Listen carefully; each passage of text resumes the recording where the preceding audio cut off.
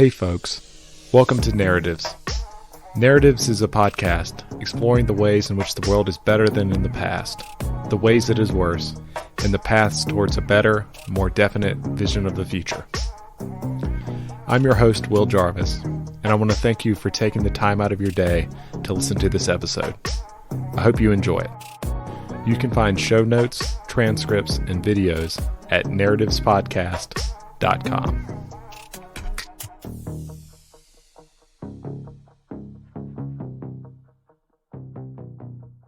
Well, Pratyush, how are you doing today? Pretty good. Finishing up a long day, but that's always how it is in VC land. Absolutely. Always a lot of deals to be done. Well, do you mind hopping right in and giving us a brief bio and some of the big ideas you're interested in? Yeah, sure. So I would say, even though I am in VC, I'm definitely not the traditional VC. So I currently work at Susa Ventures, but I've been in hyper competitive environments my entire life. So at 13, I was the national spelling bee champion and then won the high school version of the geography bee as well. When I was an adult, I started playing some of the highest stakes tournaments in the world in poker.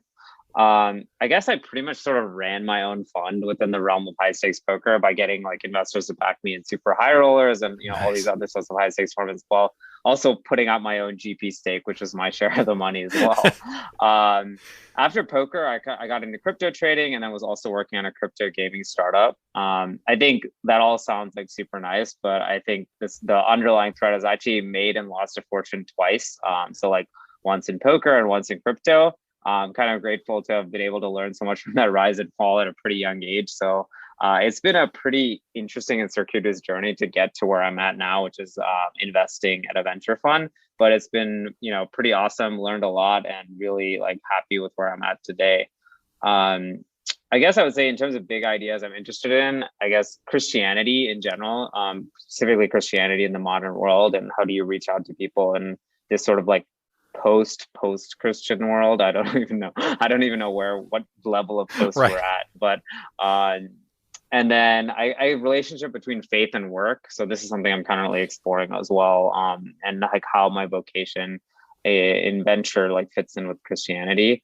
The other two are maybe a little bit more specific, which would be I think I'm pretty interested in the idea of startup cities.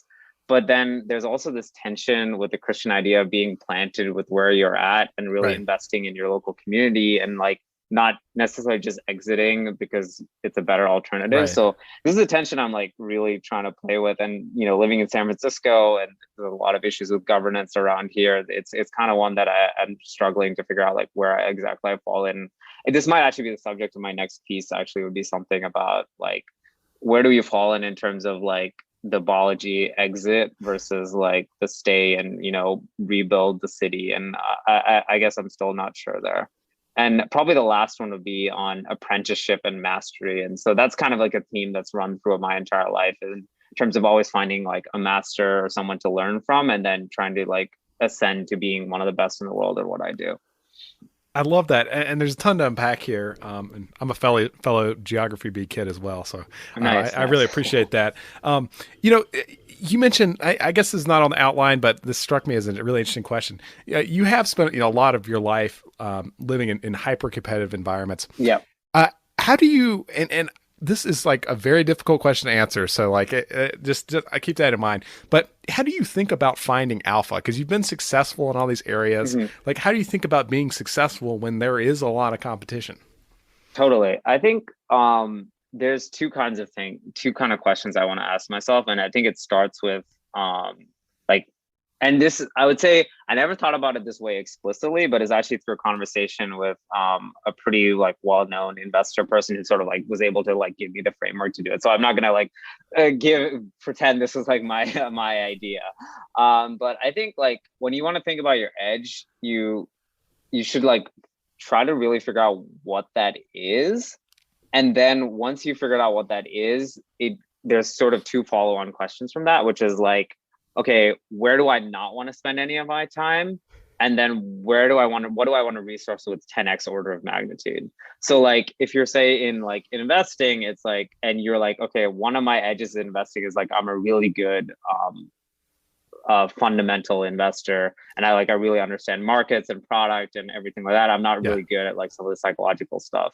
It's like maybe you want to like hand off some of the psychological stuff to some of your partners or someone else who can help you out with that, and really just like double down on what your edge is. So I think it takes a lot of self-awareness in understanding what your alpha is.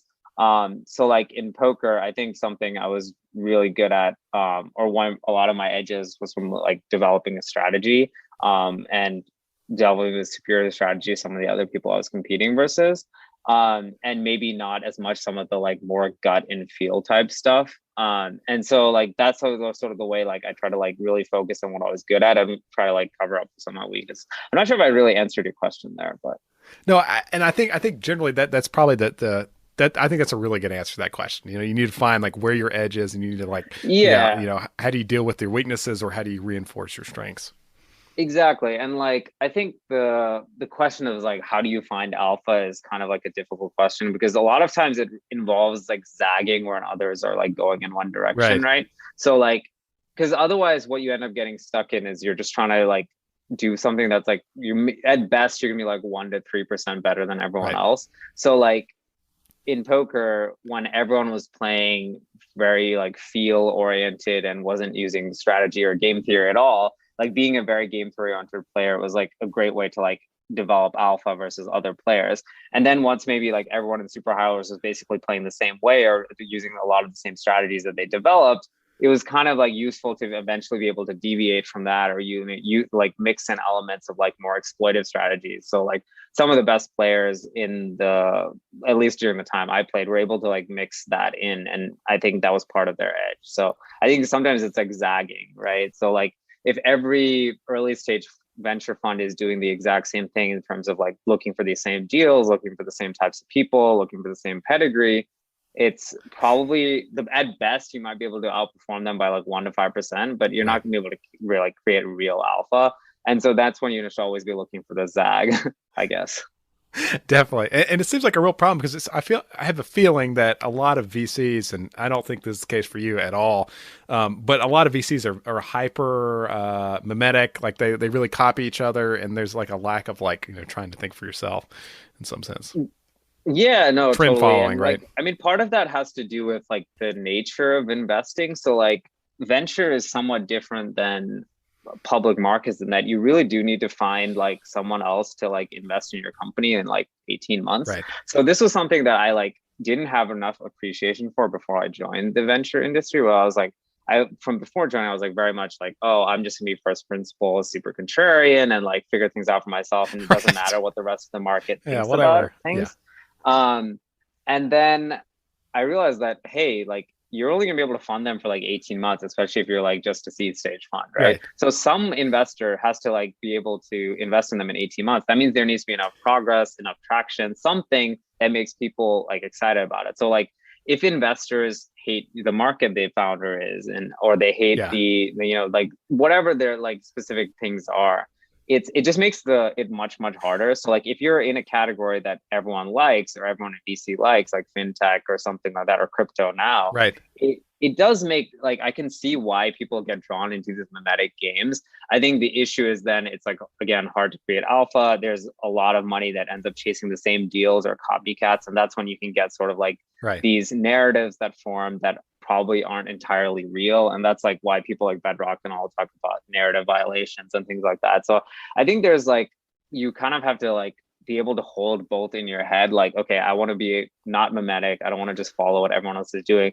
but also be realistic about what can the company do, and like also what is my strategy and what type of fund am I, right? Like if you're A16Z or a founders fund that can Yeah. literally fund every round of a company, and you're like, well, I don't even care if another company will like another fund will like them in 18 months, I'll just fund them Doesn't matter. myself because I like them so much, then that's you have much more leeway than let's say just like a small seed stage fund that's counting on a series A fund to lead the investment later. So there's a lot of like factors in play, but I mean I think there is like that's like the bullish case for why a lot of VCs are mimetic, which you know I generally want to avoid that obviously, but I think there is like kind of a reason that people are a little bit that way.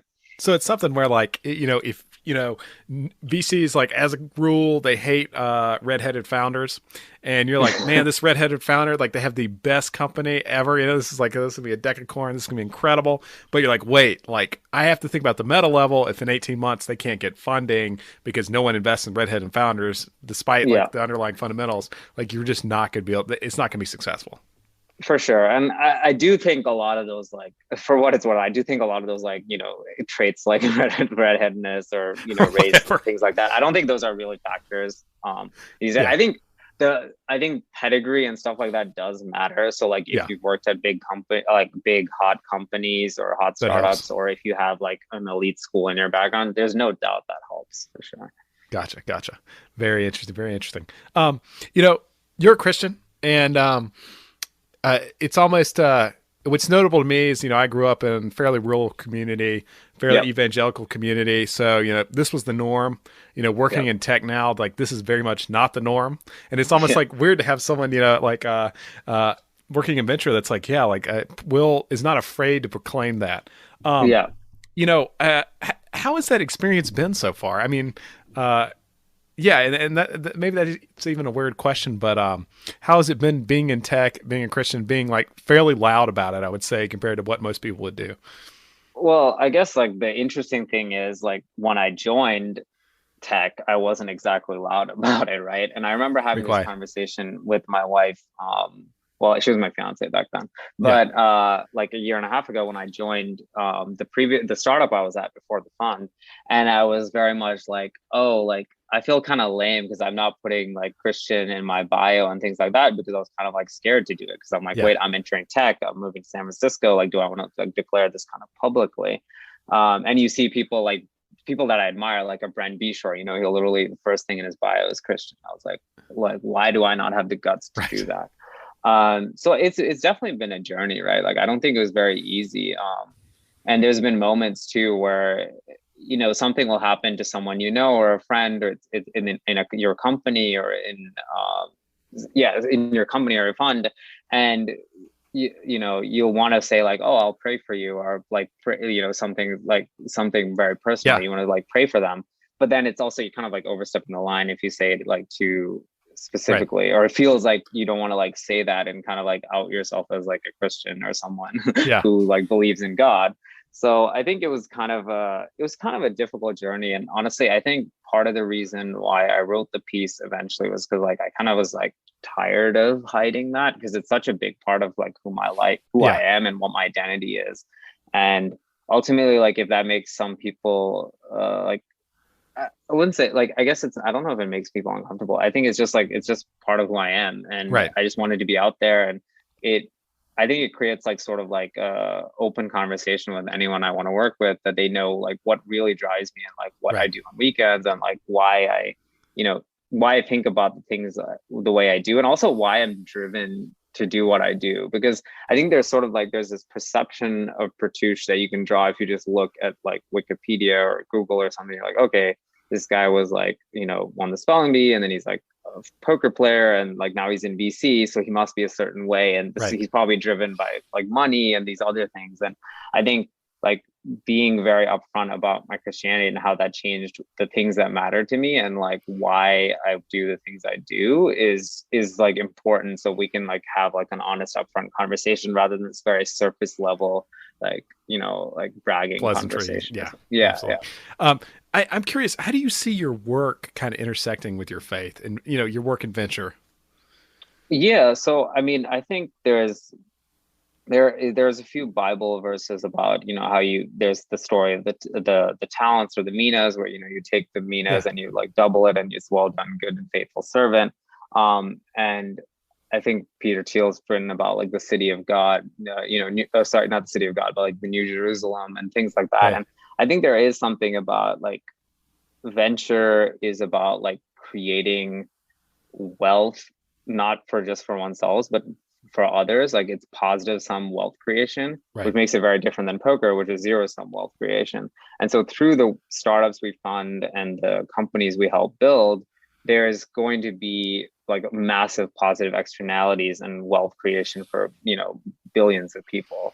So I think that's what gets me excited about it. And that's why I like see it as like, you know, a vocation that I can be like really proud of being part of. Definitely. I love that. And could you talk a little bit about, for the listeners, the piece you wrote on cards, Hmm. crypto, and Christ? It was really incredible. I really loved it, and that's actually how I found you originally. Hmm. I'm curious. What was that journey like? Finding Christ. Like what was that like for you? Sure. I mean, I grew up in an evangelical town, Colorado Springs, but I mean, I thought Christians were stupid.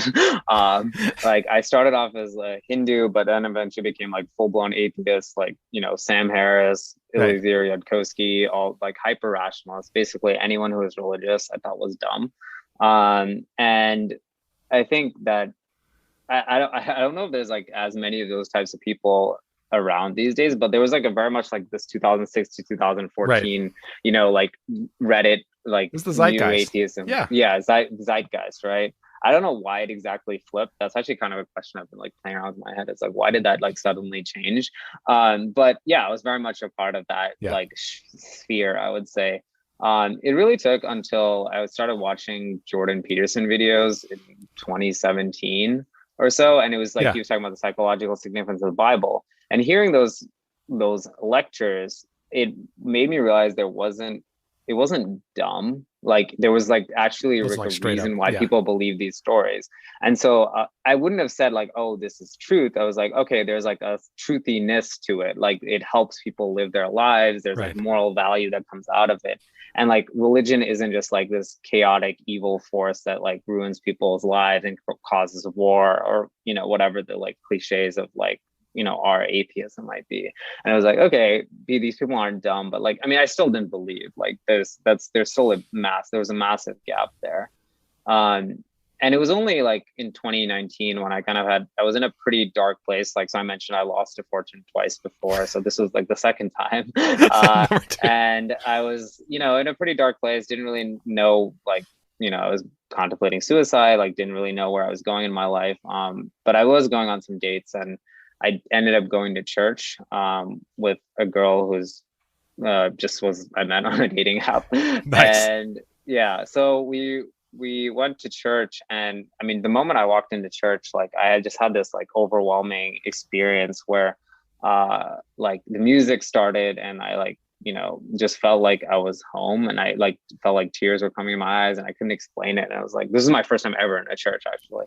I mean, other than like Notre Dame or something, Right. but Yeah. like during like an actual church service. Yeah. And that was like pretty incredible. But it was like mostly like a curiosity more than anything. I was like, okay, Gotcha. why did it happen to me? Like, this doesn't make sense. Like, I didn't become a believer like that. You know, like I've heard many stories from people who, you know, the first time they walked into church, or the first time they heard the gospel, they were like, they converted. But for me, Right. it was like, okay, I'm curious. I still don't get it. I still don't believe like in a man in the sky, Right. but like, you know, like, let me read more about this. And, Right. you know, there was a couple of books I started reading. One was Cold Case Christianity, which was like written by this homicide detective, kind of like going through like the evidence around the gospels. And everyone will take for fact or granted that everything that happened that we like know from stuff that happened in 200 BC or 300 BC Right. or Alexander, or like any of these things, like all these things are like, oh yeah, this is what happened with Plato and Right. Socrates, et cetera, et cetera, et cetera. And it's like all of these have less documentation than the New Testament, like much, much less, like in terms of like how any of these people live their lives or what they believed and things like that. So that was like a very interesting book for me from that perspective. But like it was very much like an intellectual philosophical thing. Gotcha. And this isn't in the piece at all, but it's just kind of like an interesting topic, which is that like I noticed there's like a lot of people I meet these days who are on that intellectual philosophical journey towards Christianity, and they read these books, they listen to these podcasts, and they find it very compelling from an intellectual perspective, but they can't get over to the faith side, right? They can't believe in the resurrection. They can't believe that Jesus Christ is the Son of God. And that's where I was at as well. You know, I was like, okay, like I see all the arguments for why Christianity is good, or like it's a valuable religion. I see like this argument around the evidence, but I still don't believe in the resurrection. I don't believe that, you know, Jesus Christ was the Son of God, or that there even is a God, you know. Yeah. And it was only when I went to a worship ceremony in the middle of July, I guess 2.5 years ago, that this worship session started. It was this American singer, Pat Barrett, and this was in Singapore actually.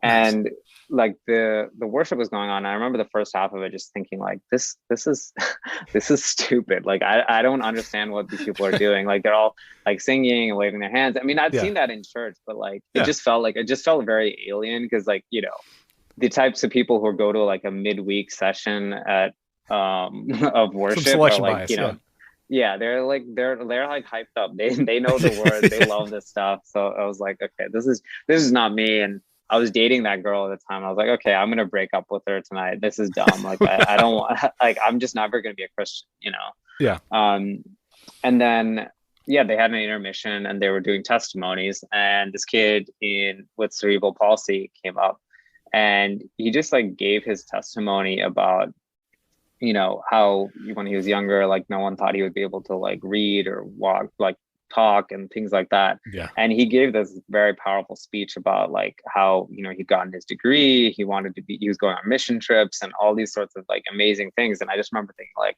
wow, this is the type of person who could like, you know, hate the world, you know, curse God if you believe in God, not even believe in God. And he still like chose to glorify God and was like always grateful.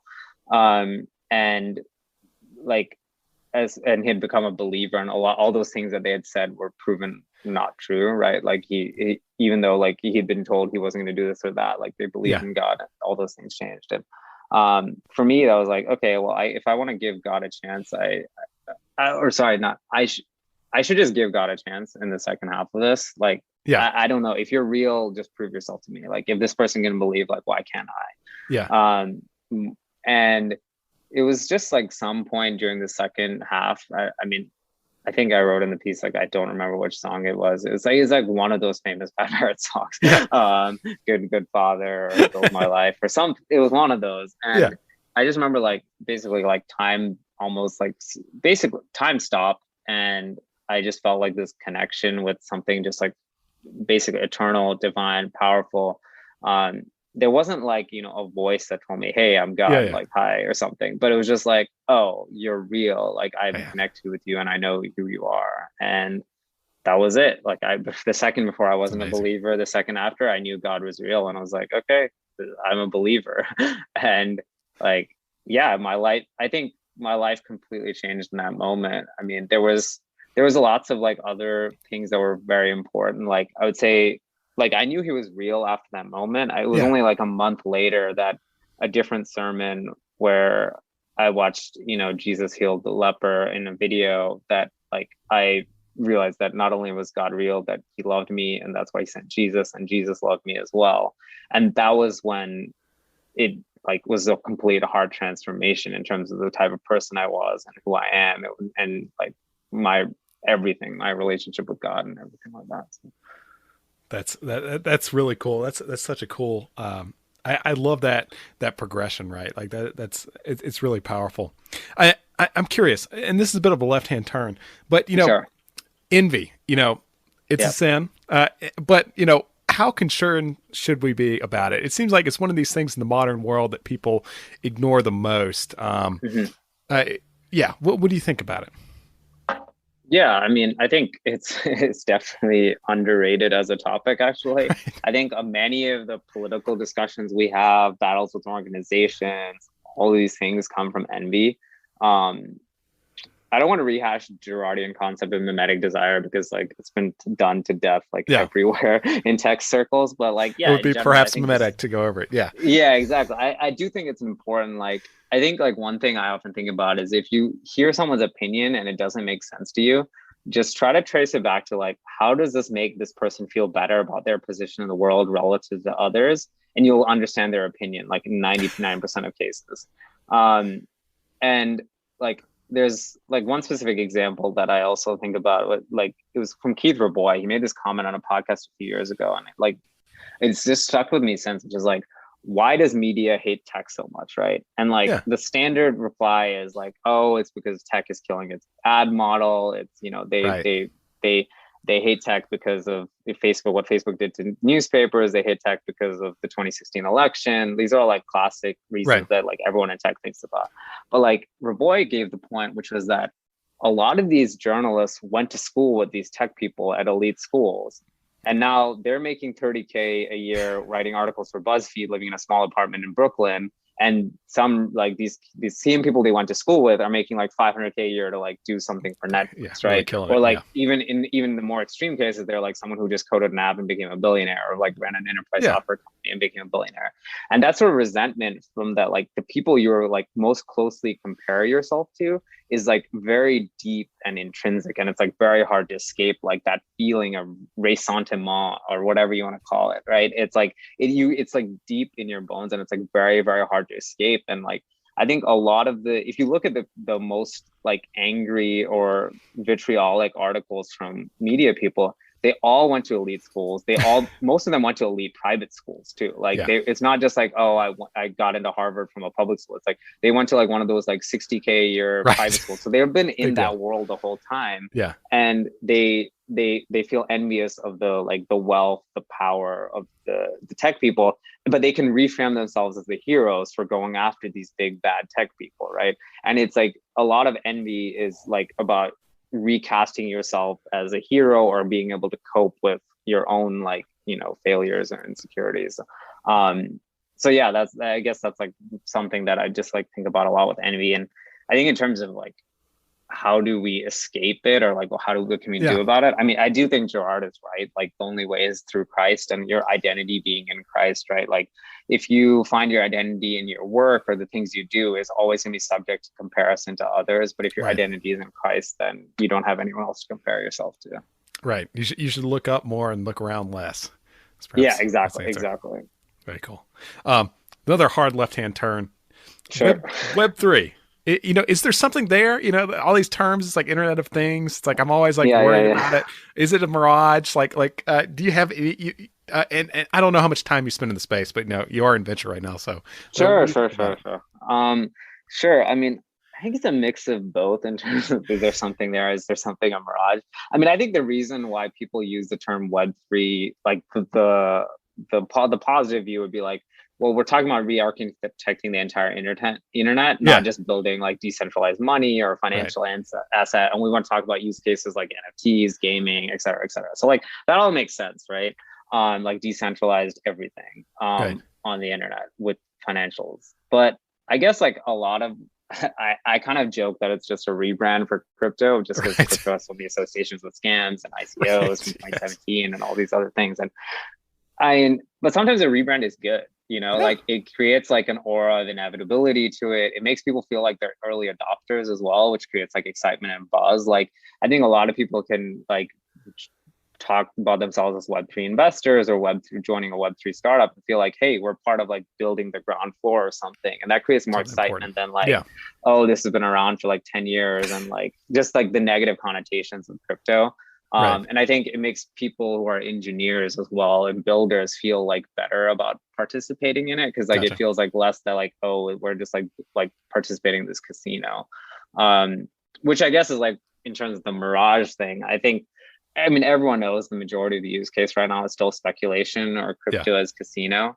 I guess like how I think about it is like, I mean, the trite VC thing obviously is to say the application layers is what's going to bring the next 1 billion users, and like gaming and all these other things are like what's exciting. I think this idea I try to hold simultaneously in my head is that the killer app is already here, and that's speculation. Like that is a killer app. That's true. People love gambling.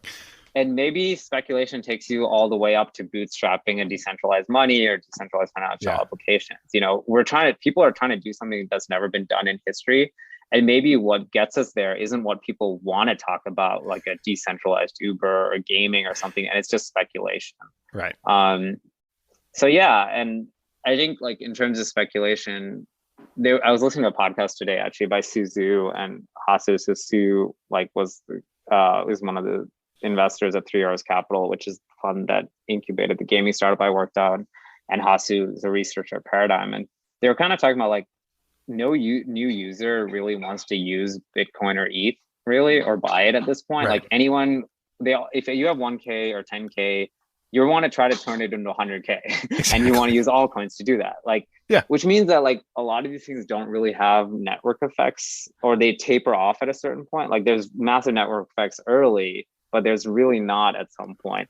And like the reason like new users, no new user is going to really become a Bitcoin maximalist unless everything goes 90% down and again, and Bitcoin outperforms. Like that's how we created a new wave of Bitcoin maxis in the last 2017 to 2018 cycle, or ETH maxis, depending on which coin you had. So I guess like on the speculation use case, I guess the thing I think about is like, I don't know if that promise or excitement around wanting to be an early adopter ever goes away. And when there's so much like easy financialization available, like maybe people just like always try to like create the next new thing, right? Like maybe you're just like eventually like, you're always just like flipping to the next thing. And I think like you saw that with the NFT profile pic projects spinning out, like just everything just is like, well, how do I get my own share of something new where I can be the early adopter?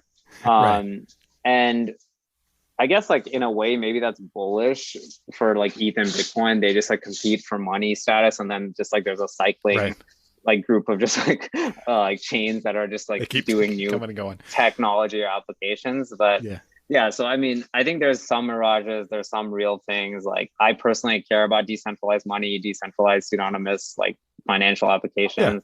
I like NFTs as digital virtual art, modern brands, things like that, or assets for games. But I'm not sure if any of those use cases, like the latter ones, really cause mass adoption. Like maybe it is just speculation, and that just like Trojan horses us into having a decentralized money. I think that's that's the best explanation I've ever heard. I really like that. I really like that. Oh, really? Yeah, focusing on speculation. I think that that's actually, it's a robust use case. People like, they like gambling. They want to be on the ground floor, and I think that makes a ton of sense. Another hard left-hand term. What is common knowledge in the field of professional poker that would be surprising to just lay people? Sure. I mean, I think this is a topic that Annie Duke has talked a lot about, and she doesn't really have a great reputation in the poker space, which is kind of funny how she became a decision-making guru. But I mean, she's fundamentally right about like, this is something that every poker player knows that like no one else really talks about, which is that decision-making should be based on the quality of inputs and the knowledge you have at the time. Like the result is not what matters. It's like, what did you know when you know it? And like, can you analyze those inputs and change that? So like, hindsight bias, retrofitting knowledge you only get after the fact, all these things don't matter in terms of like understanding the quality of your decision making. She branded it as a resulting, which like no one in poker I've ever talked to has ever called it that. We call it being results oriented. Like you don't want to be results oriented. Yeah. I think the reason she might have rebranded it that way is because that sounds very bad in like a corporate context. Like, hey team, we don't want to be results oriented, but like that's how every poker player I ever talked to called it, which is like, you don't want to be results oriented. You want to be focused on like your decisions. Like, okay, I knew this, these were the stats I had at the time. Like, okay, did I make the right decision?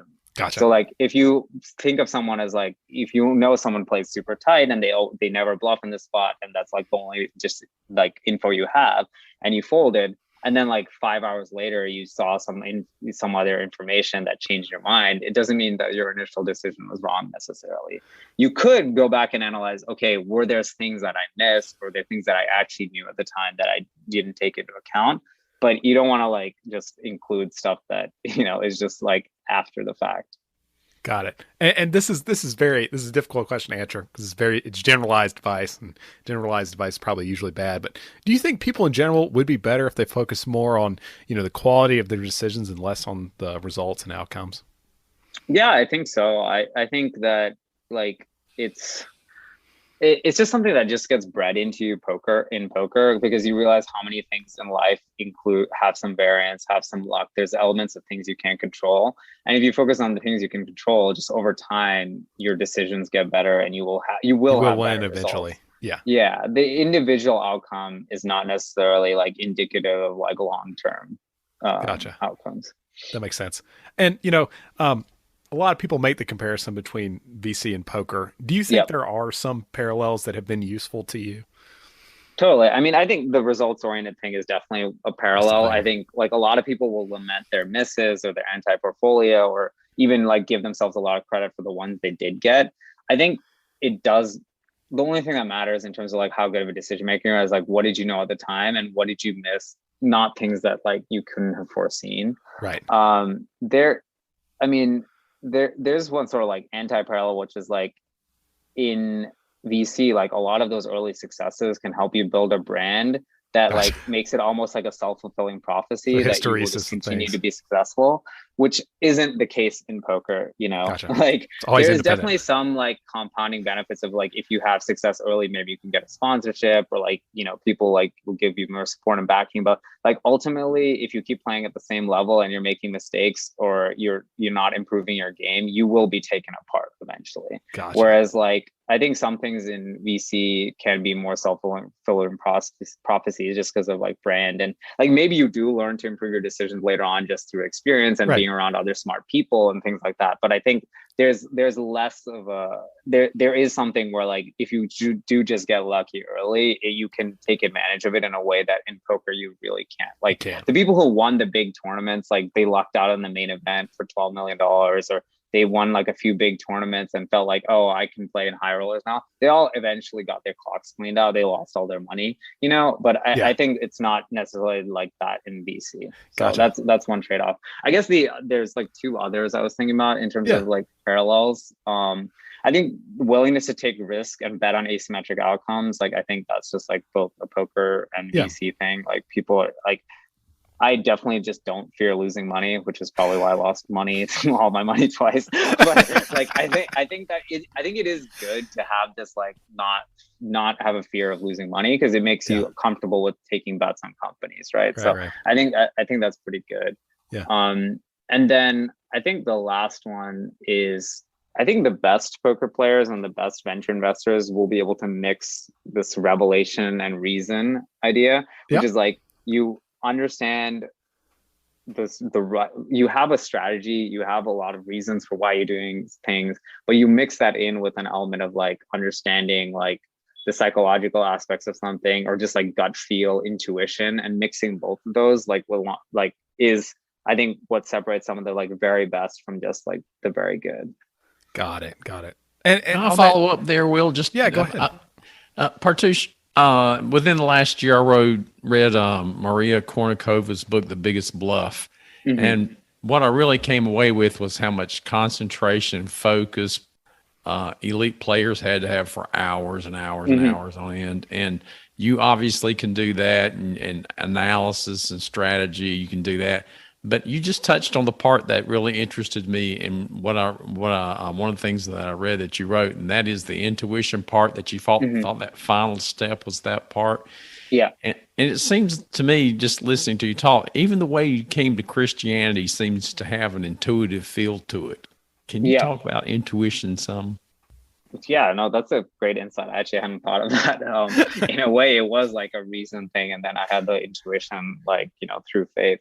I guess like in terms of intuition, so the funny part is like I think if you ask a lot of poker players who played with me back in 2015, 2016, 2017, they would and you could get their candid answer. They would say like probably one of my biggest weaknesses was not being willing to trust my intuition and not being willing to go outside like what the correct strategy was. Like, okay, like the solver says you always call with this hand, or like game theory says you always do this, or whatever. And like a lot of people would say one of my biggest weaknesses, and like I feel like this as well, was that I wasn't able to trust my intuition because I was like, no, this is just the right answer. Because again, this is when I was in my peak rationality days, like Uh, this is like when I really didn't believe any of that stuff. So in a way, these things are intertwined, even though like maybe I didn't realize it at the time. Like in some ways I do think I would be a better poker player now because I have like this understanding of like intuition and the value of like these things outside just pure reason. And I think like there's this Picasso saying that like learn the rules as an amateur so you can break them as a master. So like initially your intuition sucks, like when you're starting out doing something. So like there is something where like a lot of people like think like, oh no, intuition is always right, and that's not necessarily the case. Like when you're learning something, you should really understand the fundamentals, the reason, the strategy, the reasons why you do the things you do. Like even in venture, it's something I'm very conscious about, which is like my intuition around companies and founders and things like that is probably fairly weak compared to some of the best investors, right? Like maybe I have some like good skills from like having been a poker player. Like I can like, I've learned a lot of like, I've read a lot of books of like, you know, there's like things I've learned just like from investing and working on with a great team at Susa. But like compared to someone who's been investing for 20, 30 years, there's just like no clue, you know, no comparison really. So I think like what you really want to do is like learn the rules to then leave the rules, right? Like you learn how to like do all the things, like you learn all the best strategies, you learn everything that matters, but then you know when to deviate, you know when the things aren't quite adding up. And I think and when to trust your intuition and like how strong that intuition is. And I think that's like that's what separates like the true masters from just like the very good or the average, you know? And like that's why when it comes to like the truly like crazy, like, you know, contrarian outcomes in investing and all that, it's like there's this mix of like everything on paper said don't do it, and then like someone would just like bet on it anyway. I love that. It does seem particularly difficult in venture because the feedback cycles are so much longer than something like poker, right? Like the learning cycle just takes a lot longer. Totally. And like you don't really have that much rope, like, you know, like because you're generally like you're deploying after 2.5 years, and then you have like you're trying to raise for another fund and like another fund and things like that. And a lot of these outcomes don't come for like 8 to 10 years. Like I've heard that a lot of people are like, yeah, it's really hard to raise fund 1. It's easy to raise fund 2 if you get some markups, and then it's like hard again to raise fund 3, because then by then like people are starting to be able to see like, okay, are your companies actually good or not? And I think the feedback loop question is like, it's one that I ask basically every investor I talk to. Yeah. And the answer like invariably has always been something around like, well, the markups you get are like a signal for like how good your decision making has been. Gotcha. I think there's definitely an argument that these signals have been broken over the last like 18 months, especially where like with these like very quick follow-on rounds and like how hot the market is. And I would love to figure out a way to like have a better, quicker feedback loop, because that like the greatest thing about poker is that quick feedback loop. Like you can play a million hands like really fast, and like you can get better much quicker. So I think, you know, that's just like the nature of the game, and I haven't figured out a way to cut down those feedback loops, to be honest. Sounds really tough. Yeah. Another left-hand turn. You know, should you ever bet against America? Is that just a bad idea? I just want to preface this by saying like I love America. Like I'm so grateful for like everything it gave me. Like I think a lot about like if I'd grown up somewhere else, you know, if my parents had stayed in India, or like if I'd just, you know, been born anywhere else, like I consider myself like incredibly blessed to grow up here. Like I love this country very, very much. Like it's one of the like most important things to me, like in terms of like the things that has shaped who I am, and something that I'm just like incredibly grateful for. And I think I wrote an article maybe a year ago or something about like, you know, don't bet against America even when things look bad, or you know, like looks like things are falling apart.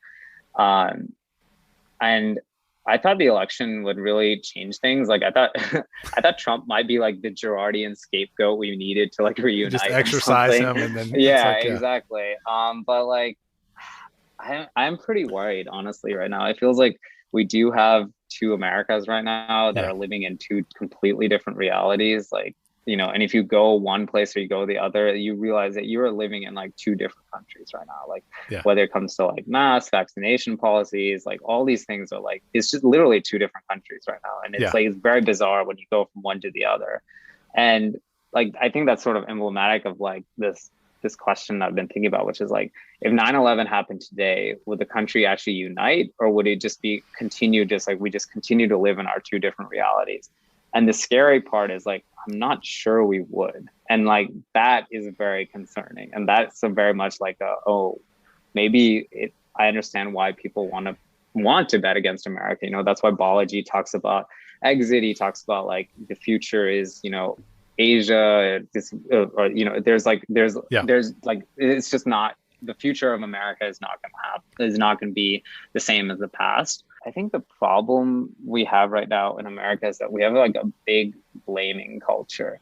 So interesting. And this comes like from everyone, you know. So like I think SF, it can be like kind of a prime example, right? Like rich people, or sorry, tech people blame, you know, politics, and like blame the local community for voting against housing, for like not welcoming them. Like the housing people, the local politicians, they blame tech people for like causing rents to go up, and they're like, get out of here, we don't want you. And you know, Republicans blame Democrats blame Republicans. Like, you know, there's just this issue of just everyone blames each other for like the problem. Like, why are things the way they are? It's someone else's fault. You know, it's not my fault, it's someone else's fault.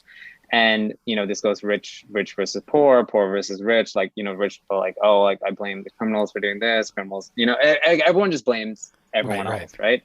And no one is sitting up and taking like extreme ownership, as, you know, quote Jocko Willink. Like no one says like, hey, I'm like a tech person in San Francisco. The reason why San Francisco is the way it is my fault. Like, I mean, that's like an extreme position to take, but like it maybe reframes things, and you feel like less like this sense of like lack of agency, where you just like sit around blaming people and like shouting on Twitter about it. And maybe it like forces you to go invest and go see what you can actually do, versus just like sitting around and blaming others and scapegoating others. And like the reality is, of course, it's not like actually your fault, or it's not actually like a singular person's fault, but it's like a useful exercise to sort of think about like, hey, like what can I do? How can I do anything to like help these situations? And if you fundamentally actually thought like, hey, it's my fault, this is something I control, maybe there would actually be some like meaningful change. But I don't know. We need this sort of extreme ownership. We need like a revitalization in America. I don't know what does it. Like, I don't know what reunites us. Like, you would think something like COVID could have been it, but like it clearly wasn't. It just like divided things even further. And I don't know if it's like history would say maybe it's like a charismatic leader movement, something like that. But like, I honestly don't know. And I guess it's like one where I'm worried. All I know is that like I'm not exiting. Like I'm like ready to fight for America, fight for the places that I care about. And I know that's like it's maybe not the right. It's maybe contrarian to like what a lot of my like smart and like really talented friends think. But like I don't know. I just like love this place. I'm grateful for it, and don't want it to see it like, you know, be the next Europe or somewhere else where it's just like, yeah, it was once great, you know? I love that. And it's such a good message just to remind people like, you know, you can do something, your individual actions matter. Do you think that, you know, your Christianity plays into that at all? Like this idea that, you know, maybe you really can do something and, you know, your actions, individual actions do matter. Yeah, totally. I think Christianity definitely plays like a big part of it. Like, hey, we it's like we can bring the kingdom of heaven down to earth. So like let's do it. Let's be a part of it. And like the idea of being planted in your city, being part of what your like local community, all these things are like very Christian concepts that like I do think affects like how I feel about this. Like I would say like 3 years ago, before I became Christian, I was very much like exit, like libertarian mode. Like, I mean, even part of like going to Singapore is like, oh, this like, you know, I would have definitely been like, oh, this is fine. Like, who cares what happens in America? All those sorts of things. So I think like Christianity definitely changed me to feel like I need to, like, you know, be loyal to the things that like matter to me. I love that. Are you down for a round of overrated or underrated? Sure. Okay, sure. Cool. So I'll throw a turnout. You can just give overrated, underrated, correctly rated, and then just maybe a sentence or two about why. So sure. The fourth turning, overrated or underrated? I think overrated if you know about it, underrated if you don't. So I wouldn't say it's like a manifest like way of the universe, but I think it does show you. So like the people who are like, we are in the fourth turning, that means XYZ. Yeah. I don't know about that, but it does show like how generations impact one another, how the environment affects you. And again, it's basically an embodiment of like bad times create strong men create good times create weak men create bad times, sort of that cycle like within the generations. So that's what I think is interesting. And I think it's a must read book, honestly, just because it puts you in an interesting frame of mind. Definitely. Yeah. And it seems like there are a few historians that would even have the conviction or confidence to try and put together some kind of grand theory of history like that today. Totally. Church's theory of social class and education, overrated or underrated? Well, underrated because I'm the one who created it. No. Yeah, I think like people don't really understand how much class impacts things when it comes to education, like especially when they talk about like college disappearing and all this like kind of stuff. And I think people don't really understand like how much like of a consumption good and part of the American dream ethos fabric college has become. Like it's really not going to disappear overnight. The middle class and labor class will go to college forever. I think elite class will largely still send their kids to college. I do think there will be some more dropouts and things like that. Like just because there's going to be more alternatives. But I think the vast majority of kids are still going to college. And I think a lot of people who talk about how they're not going to send their kids to college will still send their kids to Stanford and Harvard at the end of the day. So, yeah. Yeah. I think you're absolutely right. And there was there's the line like, Obama was like, my kids, there's many great colleges in the U.S. They go wherever they want. Where do they go? They all go to Harvard, right? It's like, exactly. Yeah. No, I really don't. I'll see if people put their money where their mouth is. Right, yeah, exactly. I do think there will be a good section of like children of tech people, especially tech elites, who might potentially opt out of college and like sort of like go view things like Y Combinator, the Thiel Fellowship as like alternatives. Yeah.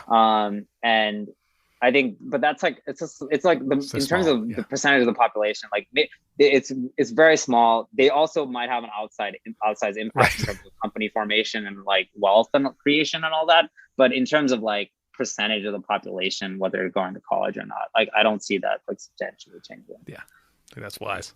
Warren Buffett, overrated, underrated? I think properly rated. Probably so. I think, he's just one of the greatest of all time. And everything he says about investing is like mandatory reading for any would-be investor. Although like a lot of his reading a lot of those books during the 2018 crypto market was like not a good strategy because like you like hodled a lot of nonsense. But on the other hand, you could say like, oh well, if you like only did the best assets like Bitcoin and ETH, like maybe you wouldn't have done like a bunch of stupid ICOs. Yeah, exactly. I mean, of course, the reason I wouldn't say underrated is because like everyone knows how good he is and like how valuable his reading is. I mean, and they definitely missed tech and they missed crypto. Yeah. But on the other hand, they're also like 70 plus years old. So like, I don't know. I kind of just I kind of give them a pass on like not understanding crypto. Like, I mean, I think both of them are like 90 at this point. Like if it's kind of like okay that they don't understand crypto. Like I don't understand like people who get like very angry and vitriolic about it when it's like the fact that they're even still working and trying to invest is like, pretty wild to me. So I think there's a lot of wisdom and value in all of his reading or all of his writings, and Munger especially the same. Definitely. One last overrated or underrated, the UNC Duke rivalry. I'd say properly rated as well. Like, yeah, I mean, I had an amazing time like camping out for those games. Like the energy is like unparalleled. I mean, I think it's the best rivalry in sports, but I think everyone also knows that already. So it's like hard to say it's underrated. I do think it's something like everyone who's a sports fan should definitely go out and check out a game at one point in their life if they can, because it's like there's nothing like it. The energy is pretty incredible. So definitely, that's great. Well, Pratyush, thank you so much for coming on, taking the time to come on. Where should we send people? You can follow me on Twitter. It's just my name, Pratyush Buddiga. Or you can email me, pratyush@susaventures.com. Awesome. Well, thank you so much. I really appreciate it. Yeah. Thank you for having me.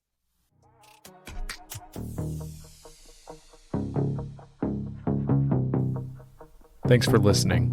We'll be back next week with a new episode of Narratives.